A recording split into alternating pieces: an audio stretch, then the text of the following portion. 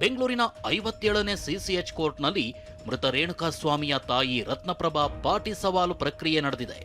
A1 ಆರೋಪಿ ಪವಿತ್ರ ಗೌಡ ಪರ ವಕೀಲ ಬಾಲನ್ ರೇಣುಕಾಸ್ವಾಮಿಯ ತಾಯಿಗೆ ಸಾಲು ಸಾಲು ಪ್ರಶ್ನೆಗಳನ್ನ ಕೇಳಿದ್ರು. ವಿಡಿಯೋ ಕಾನ್ಫರೆನ್ಸ್ ಮೂಲಕ ವಿಚಾರಣೆಗೆ ದರ್ಶನ್ ಅಂಡ್ ಗ್ಯಾಂಗ್ ಹಾಜರಾಗಿತ್ತು. ಜೈಲಿನಲ್ಲೇ ಕನ್ನಡಕ ಹಾಕಿ ಕುಳಿತ ದರ್ಶನ್ ಕೋರ್ಟ್ ಪ್ರಕ್ರಿಯೆ ವೀಕ್ಷಿಸಿದ್ರು. ಜೂನ್ 11, 2024ರಂದು ಪೊಲೀಸರು ನಿಮ್ಮ ವಿಚಾರಣೆ ಮಾಡಿಲ್ವೇ? ಇಲ್ಲ, ಜೂನ್ 14ರಂದು ಪೊಲೀಸರಿಗೆ ಉತ್ತರಿಸಿದ್ದೇನೆ. 2024ರ ಜೂನ್ 8ರಂದು ನಿಮ್ಮ ಮೊಬೈಲ್ಗೆ ಕರೆ ಬಂತ? ನನಗೆ ಕರೆ ಬಂತು. ಸಂಜೆ 5 ಮತ್ತು 7 ಗಂಟೆಗೆ ಚಿತ್ರದುರ್ಗದಲ್ಲೇ ಇದ್ದೇನೆಂದು ಹೇಳಿದ್ನ? ಊಟಕ್ಕೆ ಹೊರಗಡೆ ಹೋಗುತ್ತೇನೆ ಎಂದಿದ್ದ, ಆದ್ರೆ ಎಲ್ಲಿಗೆ ಹೋಗುತ್ತೇನೆಂದು ಹೇಳಿರಲಿಲ್ಲ. ನಿಮ್ಮ ಮಗನ ಬಗ್ಗೆ ಗಂಡ ಮತ್ತು ಸೊಸೆ ಬಳಿ ಮಾತನಾಡಿದ್ರ? ರಾತ್ರಿ ಮಗನ ಫೋನ್ ಸ್ವಿಚ್ ಆಫ್ ಬರ್ತಿದೆ ಎಂದು ಹೇಳಿದ್ದೆ. ಆತ ಕೆಲಸ ಮಾಡ್ತಾ ಇದ್ದ ಫಾರ್ಮಸಿಯಲ್ಲಿ ವಿಚಾರಿಸಿದ್ರ? ವಿಚಾರಿಸಿಲ್ಲ. ಸಂಜೆ 6 ಗಂಟೆಗೆ ಬರ್ತೀನಿ ಎಂದಿದ್ದ. ಸಂಜೆ 7 ಗಂಟೆಗೆ ಫೋನ್ ಮಾಡಿದಾಗ ಸ್ವಿಚ್ ಆಫ್ ಆಗಿತ್ತು. 5:30ಕ್ಕೆ ನನ್ನ ಮಗ ಚಿತ್ರದುರ್ಗದಲ್ಲೇ ಇರಲಿಲ್ಲ. ಹೀಗಂತ ರತ್ನಪ್ರಭಾ ಉತ್ತರಿಸಿದ್ದಾರೆ. ಮಗನ ಕೊಲೆ ಪ್ರಕರಣದ ಸಾಕ್ಷ್ಯ ವಿಚಾರಣೆಗೆ ಹಾಜರಾದ ರೇಣುಕಾಸ್ವಾಮಿ ತಾಯಿ ರತ್ನಪ್ರಭಾ ಕೊಲೆ ನಡೆದ ದಿನ ಮಗ ಮನೆ ಬಿಟ್ಟು ಹೊರಟ ಬಗ್ಗೆ ಮಾಹಿತಿ ನೀಡಿದ್ರು. ಬೆಳಗ್ಗೆ ಉಪಹಾರ ಸೇವಿಸಿ ಹೊರಟ, ಆದ್ರೆ ಮಧ್ಯಾಹ್ನ ಹೊರಗಡೆ ಊಟಕ್ಕೆ ಹೋಗ್ತೀನಿ ಅಂದವನು ಮರಳಿಲ್ಲ ಅಂತ ತಿಳಿಸಿದ್ರು. ನಿಮ್ಮ ಮಗನಿಗೆ ಸೊಸೆ ಫೋನ್ ಮಾಡಿದ್ರು, ಅದು ರೆಕಾರ್ಡ್ ಆಗಿತ್ತು. ನನ್ನ ಸೊಸೆ ಫೋನ್ ಮಾಡಿರಲಿಲ್ಲ. ನಿಮ್ಮ ಗಂಡ, ಸೊಸೆ ಮತ್ತು ನಿಮ್ಮ ಮೊಬೈಲ್ ಪೊಲೀಸರು ಪರಿಶೀಲನೆ ಮಾಡಿದ್ರ? ಯಾವುದೇ ಕರೆ ಬಂದ ಮಾಹಿತಿ ಇಲ್ಲ ಎಂದು ವಾಪಸ್ ಕೊಟ್ರು. ಚಿತ್ರದುರ್ಗದ ಬಾಲಾಜಿ ಬಾರ್ಗೆ ರೇಣುಕಾಸ್ವಾಮಿ ಆಗಾಗ ಹೋಗ್ತಾ ಇದ್ದ? ಇಲ್ಲ. ಬೆಳಗ್ಗೆ ನಿಮ್ಮ ಮನೆಯಲ್ಲಿ ಉಪಹಾರ ಸೇವಿಸಿದ್ನ?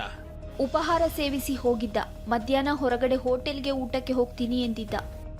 ಹೀಗಂತ ರತ್ನಪ್ರಭಾ ವಕೀಲರಿಗೆ ಉತ್ತರಿಸಿದ್ದಾರೆ. ಮತ್ತೊಂದೆಡೆ A1 ಪವಿತ್ರ ಗೌಡ ಇರೋ ಸೆಲ್ಗೆ ಟಿವಿ ಅಳವಡಿಸಲು, ದಿನಪತ್ರಿಕೆ ಮತ್ತು ಪುಸ್ತಕ ಒದಗಿಸಲು ಕೋರ್ಟ್ ಸೂಚನೆ ಕೊಟ್ಟಿದೆ. ಕೊಲೆ ಪ್ರಕರಣದಲ್ಲಿ ದರ್ಶನ್ ಅಂಡ್ ಗ್ಯಾಂಗ್ ವಿರುದ್ಧದ ಸಾಕ್ಷ್ಯಗಳ ಪಾಟಿ ಸವಾಲು ಪ್ರಕ್ರಿಯೆ ವೇಳೆ ಪವಿತ್ರ ಗೌಡ ಪರ ವಕೀಲ ಬಾಲನ್ ಅನೇಕ ಕ್ರಾಸ್ ಕ್ವೆಶ್ಚನ್ ಹಾಕಿದ್ದಾರೆ.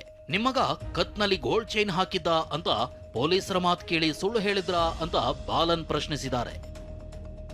ನಿಮ್ಮ ಮಗನ ಜೊತೆ ಮಧ್ಯಾಹ್ನ ಊಟ ಮಾಡಿದ್ದೇನೆಂದು ಸ್ನೇಹಿತರು ಹೇಳಿದ್ರು? ಇಲ್ಲ. ನಿಮ್ಮ ಮಗ KSRTC ಬಸ್ ಹತ್ತಿ ಹೋಗಿದ್ದು ನಿಮ್ಗೆ ಗೊತ್ತಿತ್ತ? ನಿಮ್ಮ ಮಗ ಎಲ್ಲಿ ಹೋಗಿದ್ದ ಎಂಬುದು ನಿಮ್ಗೆ ಗೊತ್ತಿತ್ತು, ಹೀಗಾಗಿಯೇ ನೀವು ದೂರು ಕೊಟ್ಟಿಲ್ಲ? ಇಲ್ಲ, ನಮಗೆ ಗೊತ್ತಿರಲಿಲ್ಲ. ನಿಮ್ಮ ಮಗ ಕತ್ತಿನಲ್ಲಿದ್ದ ಗೋಲ್ಡ್ ಹಾಕಿದ ಚೈನ್ ಬಗ್ಗೆ ಯಾರಿಗೂ ಹೇಳಿರ್ಲಿಲ್ಲ. ಪೊಲೀಸರ ಮಾತು ಕೇಳಿ ಚೈನ್ ಬಗ್ಗೆ ಸುಳ್ಳು ಹೇಳಿದ್ದೀರಾ? ಇಲ್ಲ. ಹೀಗೆ ಸುದೀರ್ಘವಾಗಿ ಸಾಲು ಸಾಲು ಪ್ರಶ್ನೆಗಳನ್ನ ಕೇಳಿದ ಪವಿತ್ರ ಗೌಡ ಪರ ವಕೀಲ ಬಾಲನ್ ಇನ್ನು 2 ಗಂಟೆಗಳ ಕಾಲ ಪ್ರಶ್ನೆಗಳನ್ನ ಕೇಳೋದಿದೆ ಅಂದ್ರು. ಈ ಇಡೀ ಕೋರ್ಟ್ ಪ್ರಕ್ರಿಯೆಯನ್ನ ಪವಿತ್ರ ಗೌಡ ಮತ್ತು ದರ್ಶನ್ ತಮ್ಮ ತಮ್ಮ ಸೆಲ್ಗಳಲ್ಲೇ ಕೂತು ನೋಡ್ತಿದ್ರು. ಬಳಿಕ ವಿಚಾರಣೆಯನ್ನ ನ್ಯಾಯಾಲಯ ಗುರುವಾರ ಮಧ್ಯಾಹ್ನ 12ಕ್ಕೆ ಮುಂದೂಡಿತು. ಧರ್ಮಸ್ಥಳದಲ್ಲಿ ಅನೇಕ ಶವಗಳನ್ನು ಹೂತು ಹಾಕಿದ್ದೇನೆ ಅಂತ ಸಂಚಲನ ಸೃಷ್ಟಿಸಿದ್ದ ಮಾಸ್ಕ್ ಮ್ಯಾನ್ ಚಿನ್ನಯ್ಯ ಕೊನೆಗೂ ಜೈಲಿಂದ ಬಿಡುಗಡೆಯಾಗಿದ್ದಾನೆ. ನವೆಂಬರ್ 24ರಂದೇ ಚಿನ್ನಯ್ಯನಿಗೆ ಮಂಗಳೂರಿನ ಬೆಳ್ತಂಗಡಿ ನ್ಯಾಯಾಲಯ ಷರತ್ತುಬದ್ಧ ಜಾಮೀನು ನೀಡಿತ್ತು. ಆದರೆ ಚಿನ್ನಯ್ಯನಿಗೆ ಶ್ಯೂರಿಟಿ ನೀಡಲು ಯಾರೂ ಮುಂದೆ ಬಂದಿರಲಿಲ್ಲ. ಇದೀಗ ಬೆಳ್ತಂಗಡಿ ಕೋರ್ಟ್ಗೆ ಬಂದ ಚಿನ್ನಯ್ಯ ಪತ್ನಿ ಮಲ್ಲಿಕಾ 1 ಲಕ್ಷದ ಬಾಂಡ್ ಮತ್ತು 2 ಜಾಮೀನುದಾರರನ್ನು ಸಲ್ಲಿಸಿದ್ದಾರೆ. ಹೀಗಾಗಿ ಜಾಮೀನು ಸಿಕ್ಕಿದ್ರೂ 23 ದಿನಗಳ ಬಳಿಕ ಶಿವಮೊಗ್ಗದ ಜೈಲಿನಿಂದ ಚಿನ್ನಯ್ಯ ರಿಲೀಸ್ ಆಗಿದ್ದಾನೆ.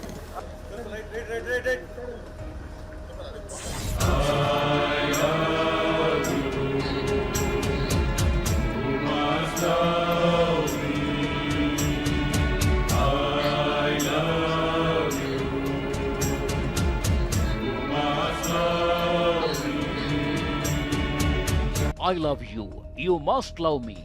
ಸ್ಯಾಂಡಲ್ವುಡ್ನ ದಂತಕತೆ ಓಂ ಸಿನಿಮಾದ ಈ ಸಾಲುಗಳನ್ನ ನೆನಪಿಸಿದ್ದಾಳೆ ಇಲ್ಲಿ ಕಾಣ್ತಿರೋ ಮಹಿಳೆ. Chinni, I love you, you must love me ಅಂತ ಏಕಾಏಕಿ ಇನ್ಸ್ಪೆಕ್ಟರ್ ಬೆನ್ನು ಬಿದ್ದಿದ್ದಾಳಂತೆ ಈಕೆ. ಬೆಂಗಳೂರಿನ ರಾಮಮೂರ್ತಿ ನಗರ ಠಾಣೆ ಇನ್ಸ್ಪೆಕ್ಟರ್ ಸತೀಶ್ಗೆ ತನ್ನನ್ನ ಪ್ರೀತಿಸುವಂತೆ ವನಜಾ ಅಲಿಯಾಸ್ ಸಂಜನಾ ಭಾರಿ ಹಿಂಸೆಯನ್ನೇ ಕೊಟ್ಟಿದ್ದಾಳೆ. ಪ್ರೀತಿಸದಿದ್ರೆ ಆತ್ಮಹತ್ಯೆ ಮಾಡಿಕೊಳ್ಳೋದಾಗಿ ಬೆದರಿಸಿದ್ದಾಳೆ. ನಾನು ಕಾಂಗ್ರೆಸ್ ಕಾರ್ಯಕರ್ತೆ, ನನಗೆ ಸಿಎಂ ಡಿಸಿಎಂ ಗೊತ್ತು ಅಂತ ಕಾಡಿದ್ದಾಳೆ. ಇಷ್ಟೆಲ್ಲ ಬರೋಬ್ಬರಿ 11 ಬೇರೆ ಬೇರೆ ಮೊಬೈಲ್ ನಂಬರ್ಗಳಿಂದ ಇನ್ಸ್ಪೆಕ್ಟರ್ಗೆ ಪ್ರೀತಿ ನಿವೇದನೆ ಮಾಡಿದ್ದಾಳೆ. ಇನ್ನು ಒಂದು ಹಂತಕ್ಕೆ ಮುಂದೆ ಹೋಗಿ ಲವ್ ಲೆಟರ್ನೊಂದಿಗೆ ಮಾತ್ರೆ ಕಳಿಸಿ ನಾನು ಆತ್ಮಹತ್ಯೆ ಮಾಡಿಕೊಳ್ಳುತ್ತಿದ್ದೇನೆ, ನನ್ನ ಸಾವಿಗೆ ನೀವೇ ಕಾರಣ, ಹೀಗೆ ರಕ್ತದಲ್ಲಿ ಹಾರ್ಟ್ ಚಿತ್ರ ಬರೆದು ಪಿಐಗೆ ಕಳುಹಿಸಿದ್ದಾಳೆ. ಬೇರೆ ದಾರಿ ಇಲ್ಲದೆ ಪಿಐ ಸತೀಶ್ ಎಫ್ಐಆರ್ ದಾಖಲಿಸಿದ್ದಾರೆ. ಕರ್ತವ್ಯಕ್ಕೆ ಅಡ್ಡಿ ಆತ್ಮಹತ್ಯೆ ಬೆದರಿಕೆ ಆರೋಪದಲ್ಲಿ ಸಂಜನಾಳನ್ನ ಬಂಧಿಸಲಾಗಿದೆ. ಬಾಲಕಿ ಮೇಲೆ ಲೈಂಗಿಕ ದೌರ್ಜನ್ಯ ಎಸಗಿದ ಪೋಕ್ಸೋ ಪ್ರಕರಣದಲ್ಲಿ ಆರೋಪಿ ಗಾಯಕ ಮ್ಯೂಸಿಕ್ ಮೈಲಾರಿ ಸೇರಿ 7 ಆರೋಪಿಗಳಿಗೆ 14 ದಿನಗಳ ನ್ಯಾಯಾಂಗ ಬಂಧನ ವಿಧಿಸಲಾಗಿದೆ. ಬಾಗಲಕೋಟೆಯ ನವನಗರದಲ್ಲಿರುವ ಪೋಕ್ಸೋ ವಿಶೇಷ ನ್ಯಾಯಾಲಯಕ್ಕೆ ಮೈಲಾರಿ ಮತ್ತು ಇತರೆ ಆರೋಪಿಗಳನ್ನು ಹಾಜರುಪಡಿಸಲಾಗಿತ್ತು.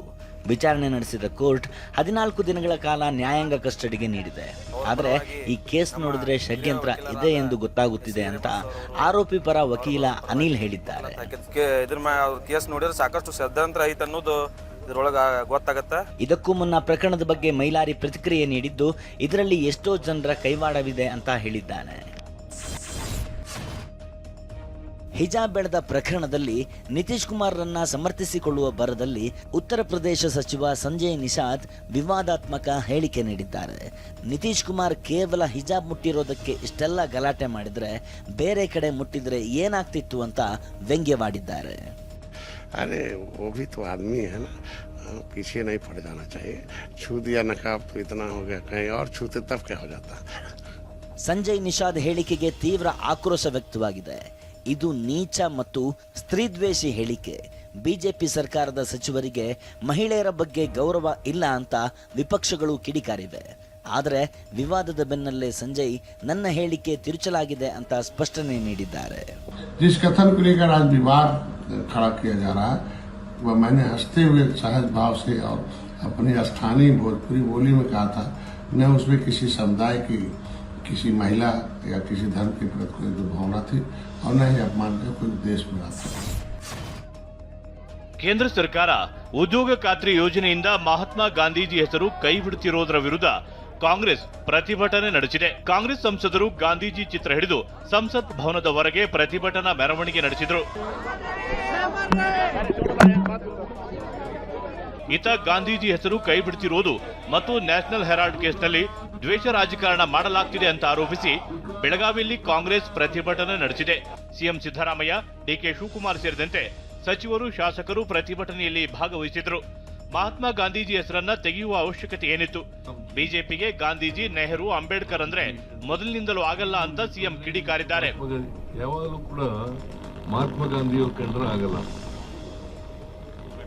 ಮೊದಲಿನಿಂದ ನೆಹರು ಕಂಡ್ರೆ ಆಗಲ್ಲ, ಆಮೇಲೆ ಅಂಬೇಡ್ಕರ್ ಕಂಡ್ರೆ ಆಗಲ್ಲ, ಆಮೇಲೆ ಬಡವರು ಕಂಡ್ರೆ ಆಗಲ್ಲ. ವಾಯು ಮಾಲಿನ್ಯ ಮಿತಿ ಮೀರಿದ ಹಿನ್ನೆಲೆಯಲ್ಲಿ ದೆಹಲಿಯಲ್ಲಿ 4ನೇ ಹಂತದ ಗ್ರೇಡೆಡ್ ರೆಸ್ಪಾನ್ಸ್ ಆಕ್ಷನ್ ಪ್ಲಾನ್ ಜಾರಿಗೆ ತರಲಾಗಿದೆ. ವಾಯು ಮಾಲಿನ್ಯ ನಿಯಂತ್ರಿಸಲು ಹಲವು ನಿರ್ಬಂಧಗಳನ್ನು ಹೇರಲಾಗಿದೆ. ನರ್ಸರಿಯಿಂದ 5ನೇ ತರಗತಿಯವರೆಗೆ ಶಾಲೆಗಳಲ್ಲಿ ತರಗತಿ ಇಲ್ಲ. 6ರಿಂದ 9ನೇ ತರಗತಿ ಮತ್ತು 11ನೇ ತರಗತಿಗೆ ಆನ್ಲೈನ್ ತರಗತಿ. ಸರ್ಕಾರಿ ಮತ್ತು ಖಾಸಗಿ ಕಚೇರಿಗಳಲ್ಲಿ 50% ಹಾಜರಾತಿಗೆ ಅವಕಾಶ ನೀಡಲಾಗಿದೆ. ಉಳಿದವರು ಮನೆಯಿಂದ ಕೆಲಸ ಮಾಡಲು ಸೂಚನೆ ನೀಡಲಾಗಿದೆ. ನಾಳೆಯಿಂದ BS6 ವಾಹನಗಳಿಗೆ ಮಾತ್ರ ದೆಹಲಿಗೆ ಪ್ರವೇಶ ಇರುತ್ತೆ. ಬೇರೆ ವಾಹನಗಳು ರಾಷ್ಟ್ರ ರಾಜಧಾನಿ ದೆಹಲಿ ಪ್ರವೇಶಿಸುವಂತಿಲ್ಲ. ಮಾಲಿನ್ಯ ನಿಯಂತ್ರಣ ಪ್ರಮಾಣ ಪತ್ರ ಇಲ್ಲದಿದ್ರೆ ಪೆಟ್ರೋಲ್, ಡೀಸೆಲ್ ಇಲ್ಲ. ಎಲ್ಲ ಕಟ್ಟಡ ನಿರ್ಮಾಣ ಮತ್ತು ನೆಲಸಮ ಕಾಮಗಾರಿಗಳು ಸ್ಥಗಿತಗೊಳಿಸಲಾಗಿದೆ. ಸೌದೆ, ಕಲ್ಲಿದ್ದಲು ಬಳಸುವ ತಂದೂರುಗಳನ್ನ ಬ್ಯಾನ್ ಮಾಡಲಾಗಿದೆ. ದೆಹಲಿಯ ವಾಯುಮಾಲಿನ್ಯ ಸುಧಾರಿಸುವ ಸಂಬಂಧ ಚೀನಾ ರಾಯಭಾರ ಕಚೇರಿ ಭಾರತಕ್ಕೆ ಹಲವು ಸಲಹೆ ನೀಡಿದೆ.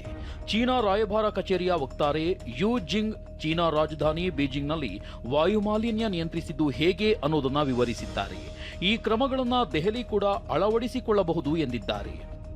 ವಾಹನಗಳಿಗೆ ಅತ್ಯಂತ ಕಠಿಣ ಹೊಗೆ ಹೊರಸೂಸುವಿಕೆ ಮಾನದಂಡ ಜಾರಿ, ಹಳೆಯ ಮತ್ತು ಹೆಚ್ಚು ಹೊಗೆ ಹೊರಸೂಸುವ ವಾಹನಗಳನ್ನು ಬ್ಯಾನ್ ಮಾಡಿ ಕಾರುಗಳ ಬಳಕೆ ಮೇಲೆ ನಿಯಂತ್ರಿಸಲು ಸರಿ, ಬೆಸ ಮುಂತಾದ ಕ್ರಮ ತೆಗೆದುಕೊಂಡಿದ್ದು, ಜಗತ್ನಲ್ಲೇ ಅತಿದೊಡ್ಡ ಮೆಟ್ರೋ ಮತ್ತು ಬಸ್ ಸೇವೆ ನಿರ್ಮಿಸಿದ್ದು, 3000 ಬೃಹತ್ ಕಾರ್ಖಾನೆಗಳನ್ನು ಮುಚ್ಚಿ ಬೇರೆ ಕಡೆ ಸ್ಥಳಾಂತರ ಮಾಡಿದ್ದು, ಈ ಖಾಲಿ ಜಾಗಗಳಲ್ಲಿ ಪಾರ್ಕ್ ಮತ್ತು ಟೆಕ್ ಹಬ್ಗಳ ನಿರ್ಮಾಣ ಮಾಡಿ ಬೀಜಿಂಗ್ನಲ್ಲಿ ವಾಯುಮಾಲಿನ್ಯ ನಿಯಂತ್ರಿಸಲಾಗಿದೆ ಅಂತ ಯು ಜಿಂಗ್ ಎಕ್ಸ್ನಲ್ಲಿ ಪೋಸ್ಟ್ ಮಾಡಿದ್ದಾರೆ. ನ್ಯಾಷನಲ್ ಹೆರಾಲ್ಡ್ ಕೇಸ್ನಲ್ಲಿ ಜಾರಿ ನಿರ್ದೇಶನಾಲಯ ಸುಳ್ಳು ಕೇಸ್ ದಾಖಲಿಸಿದೆ ಅಂತ ಆರೋಪಿಸಿ ಕಾಂಗ್ರೆಸ್ ಕಾರ್ಯಕರ್ತರು ಬಿಜೆಪಿ ರಾಜ್ಯ ಕಚೇರಿಗೆ ಮುತ್ತಿಗೆ ಹಾಕಿದರು. ಈ ವೇಳೆ ಪೊಲೀಸರು ಮಹಿಳಾ ಕಾರ್ಯಕರ್ತರನ್ನ ವಶಕ್ಕೆ ಪಡೆದುಕೊಂಡರು. ಈ ಹಿನ್ನೆಲೆ ಕಾಂಗ್ರೆಸ್ ಕಾರ್ಯಕರ್ತರು ವೈಯಾಲಿಕಾವಲ್ ಪೊಲೀಸ್ ಠಾಣೆ ಮುಂದೆ ಜಮಾಯಿಸಿ ಹೈಡ್ರಾಮಾ ನಡೆಸಿದ್ದಾರೆ. ಇನ್ನು ರಾಜ್ಯಾದ್ಯಂತ ಬಿಜೆಪಿ ಕಚೇರಿಗಳಿಗೆ ಘೇರಾವ್ ಹಾಕಲು ಎಐಸಿಸಿ ಮತ್ತು ಕೆಪಿಸಿಸಿ ಕಾರ್ಯಕರ್ತರಿಗೆ ಕರೆ ನೀಡಿದೆ. ಡಾಕ್ಟರ್ ರಾಜ್ಕುಮಾರ್ ಜೀವಮಾನ ಸಾಧನೆ ಪಡೆದ ಉಮಾಶ್ರೀ ಅವರನ್ನ ಪರಿಷತ್ ಸದಸ್ಯರು ಅಭಿನಂದಿಸಿದ್ದಾರೆ. ಉಮಾಶ್ರೀ ಅವರ ಅಭಿನಯ, ಸಂಭಾಷಣೆ, ಫಿಸಿಕಲ್ ಫಿಟ್ನೆಸ್ ಅನ್ನ ಸದಸ್ಯರು ಹಾಡಿ ಹೊಗಳಿದ್ದಾರೆ. ಪಕ್ಷಾತೀತವಾಗಿ ಅಭಿನಂದನೆ ಸಲ್ಲಿಸಿದ್ದಕ್ಕೆ ಉಮಾಶ್ರೀ ಭಾವುಕರಾಗಿದ್ದಾರೆ. ಈ ಪ್ರಶಸ್ತಿ ಸಾಮಾನ್ಯವಾದುದಲ್ಲ. ತಾಯಿ ನಿಂಗಮ್ಮ ಹಾಗೂ ಹೆಣ್ಣು ಸಂಕುಲಕ್ಕೆ ಈ ಪ್ರಶಸ್ತಿ ಅರ್ಪಿಸುತ್ತೇನೆ ಎಂದಿದ್ದಾರೆ. ಕಟ್ಟಡ ನಿರ್ಮಾಣದಲ್ಲಿ ಪ್ರಮುಖ ಪಾತ್ರ ವಹಿಸುವ ಸಿಮೆಂಟ್ನ ದೇಶದ ಅಗ್ರ ಬ್ರ್ಯಾಂಡ್ ಅಲ್ಟ್ರಾಟೆಕ್ ಸೇ ಪೂಚೋ ಅಂದ್ರೆ ಅಲ್ಟ್ರಾಟೆಕ್ ಅನ್ನ ಕೇಳಿ ಎಂಬ ಆಂದೋಲನ ಆರಂಭಿಸಿದೆ. ಅಲ್ಟ್ರಾಟೆಕ್ ಎಐ ಅಥವಾ ಕೃತಕ ಬುದ್ಧಿಮತ್ತೆ ತಂತ್ರಜ್ಞಾನ ಆಧರಿಸಿದ ರಿಯಾಕ್ಟ್ ತಂತ್ರಜ್ಞಾನದ ಮೂಲಕ ಲೊಕೇಶನ್ ಇಂಟೆಲಿಜೆಂಟ್ ಎಕ್ಸ್ಪರ್ಟ್ ಎಂಜಿನ್ ಅನ್ನ ಕಂಡುಹಿಡಿದಿದೆ. ಇದು ನಿಮ್ಮ ಸ್ಥಳೀಯ ಕಟ್ಟಡ ನಿರ್ಮಾಣದ ಸ್ಥಳದ ಮಣ್ಣು ಮತ್ತು ಹವಾಮಾನವನ್ನು ಪರೀಕ್ಷೆ ಮಾಡಿ ಆಯಾ ಸ್ಥಳಕ್ಕೆ ಹೊಂದುವಂತಹ ಸೂಕ್ತ ಸಲಹೆ ನೀಡುತ್ತೆ. ಇದು ಅತ್ಯುತ್ತಮ ISI ಗುಣಮಟ್ಟದ ಎಂಜಿನ್ ಎಂಬ ಹೆಗ್ಗಳಿಕೆ ಕೂಡ ಪಡೆದಿದೆ. ಹೀಗಾಗಿ ಜನರು ಈಗ ಇದರ QR ಕೋಡ್ ಸ್ಕ್ಯಾನ್ ಮಾಡಿ ಈ ಡಿಜಿಟಲ್ ಎಕ್ಸ್ಪರ್ಟ್ನ ಸಹಾಯ ಪಡೆಯುತ್ತಿದ್ದಾರೆ. ಇಷ್ಟೇ ಅಲ್ಲ, ಇದರ ಬಗ್ಗೆ ಬೇರೆಯವರಿಗೂ ಹೇಳುತ್ತಿರುವ ಪರಿಣಾಮ ಇದು ಈಗ ದೇಶಾದ್ಯಂತ ವೈರಲ್ ಆಗ್ತಿದೆ.